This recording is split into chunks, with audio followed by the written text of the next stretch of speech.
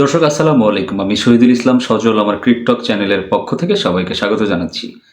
যে যেখান থেকে আমার এই ভিডিওটা দেখছেন সবাইকে আন্তরিক শুভেচ্ছা এবং অভিনন্দন। ভাই, বাংলাদেশের ক্রিকেটটাকে ধ্বংস করার জন্য বাংলাদেশের আহ, মানে কি বলবো, বাংলাদেশের ক্রিকেট বোর্ডই যথেষ্ট। একমাত্র বিসিবিই পারে বাংলাদেশের ক্রিকেটটাকে একদম অচিরেই ধ্বংস করে দেওয়ার জন্য। একদম মনে করেন যে কোদাল দিয়ে মাটি খুঁড়ে সেখানে গোরস্থানের মতো করে বানিয়ে বাংলাদেশের ক্রিকেটটাকে চিরতরে শায়িত করে দেওয়ার জন্য বিসিবি যথেষ্ট, আর কারো দরকার নাই। কেন যথেষ্ট সেটা বলছি। বিসিবি বর্তমানে 25 সদস্যের একটা পরিচালক বোর্ড আছে, যারাই আর কি ক্রিকেট বোর্ডটাকে পরিচালনা করেন সবাই মিলে ঝিলে। তো সেই বোর্ডের মধ্যে কিছু সংখ্যক সদস্য আছেন যারা আসলে কথাবার্তা শিখেছেন কিনা আমি জানি না, যারা কিভাবে কথা বলতে হয় অ্যাজ এ বোর্ড ডিরেক্টর, কিভাবে ক্রিকেটারদেরকে সম্মান দিতে হয়, কিভাবে ক্রিকেটটাকে পরিচালনা করতে হয়, কিভাবে অ্যাকচুয়ালি ক্রিকেটটা খেলতে হয়, সেই সম্পর্কেও তাদের কোনো জ্ঞান আছে বলে আমার কাছে মনে হয় না। যেমন ধরেন, নাজমুল ইসলামের কথা বলতে চাই, যাকে অখ্যাতই বলা চলে, যাকে কেউ চেনেন না, জানেন না, আমি চিনি না, আপনি চিনেন না, কেউ চেনেন না। সেই নাজমুল ইসলাম বাংলাদেশের সর্বকালের সেরা ওপেনার, সেরা ব্যাটসম্যান তামিম ইকবালকে নিয়ে মন্তব্য করে বসলেন তিনি নাকি ভারতের এজেন্ডা পালন করছেন, তিনি নাকি ভারতের এজেন্ট, তিনি নাকি ভারতের দালাল। কেন তিনি তাকে এই কথাটা বলেছিলেন? কারণ তামিম ইকবাল বলেছিলেন যে বাংলাদেশ ক্রিকেটের ভবিষ্যৎটা নিয়ে চিন্তা করে তারপরেই যে কোনো একটা সিদ্ধান্তে উপনীত হওয়ার জন্য। দ্যাটস ওয়াই তিনি কিন্তু ভারতের দালাল হয়ে গেছেন। এখন নাজমুল ইসলামের মতো একজন বোর্ড ডিরেক্টর, যার কিনা একজন বাংলাদেশের প্রেক্ষাপটে তো তামিম ইকবালকে অবশ্যই লেজেন্ড বলা চলে, সেরকম একজন লেজেন্ডকে যিনি সম্মান জানাতে না জানান, তিনি আসলে ক্রিকেটের কতটুকু উন্নতি করতে পারবেন? গেল সেই বিষয়। নতুন করে আজকে যে বিষয়টা সামনে আসছে, যে বিষয়টা নিয়ে ঝামেলা হচ্ছে, মূলত সেই বিষয়টা নিয়ে কথা বলবো। আজকে নাজমুল ইসলাম যেটা বলেছেন, তাকে প্রশ্ন করা হয়েছিল যে ক্রিকেটাররা যে ক্রিকেট খেলবেন না বা খেলতে যেতে পারবেন না, তার জন্য কি তাদেরকে কোনো ক্ষতিপূরণ দেওয়া হবে কিনা।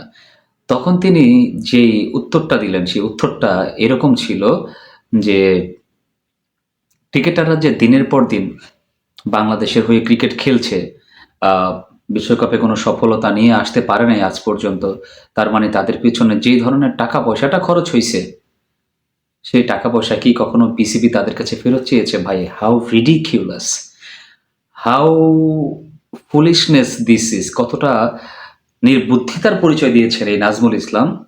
ক্রিকেট সম্পর্কে একজন মানুষের জ্ঞান কতটুকু কম থাকলে তিনি এই ধরনের কথা বলতে পারেন? কেন ইমাজিন, আপনি কি চিন্তা করতে পারেন, একজন মানুষ বলছে বাংলাদেশের ক্রিকেটাররা বাংলাদেশকে কখনোই কিছু দেন নাই, তাহলে কি তাদের কাছ থেকে সেই জরিমানাটা নেওয়া উচিত কিনা?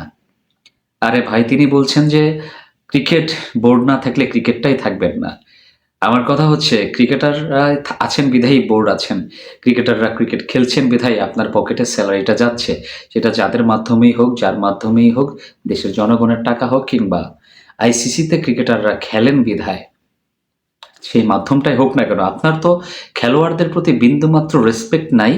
আপনি আবার রেসপেক্ট আশা করেন আপনার কাছ থেকে। সত্যি কথা বলতে কি, আপনারা যে ধরনের লোক, আপনাদেরকে কি দিয়ে বোঝাবো, কি বক্তব্য করব আপনাদেরকে নিয়ে বক্তব্য করার মতো রুচি আসে না।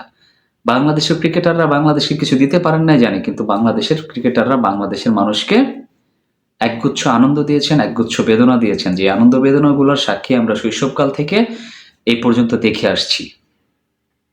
সেই আমিনুল ইসলাম বুলবুলের আমল থেকে শুরু করে আমিনুল ইসলাম বুলবুল যখন ভারতের এগেনস্টে 149 রান করলেন প্রথম টেস্টে বাংলাদেশের হয়ে, তাহলে তো আমিনুল ইসলাম বুলবুলও তো সেই টেস্টটা জয়লাভ করতে পারেন নাই।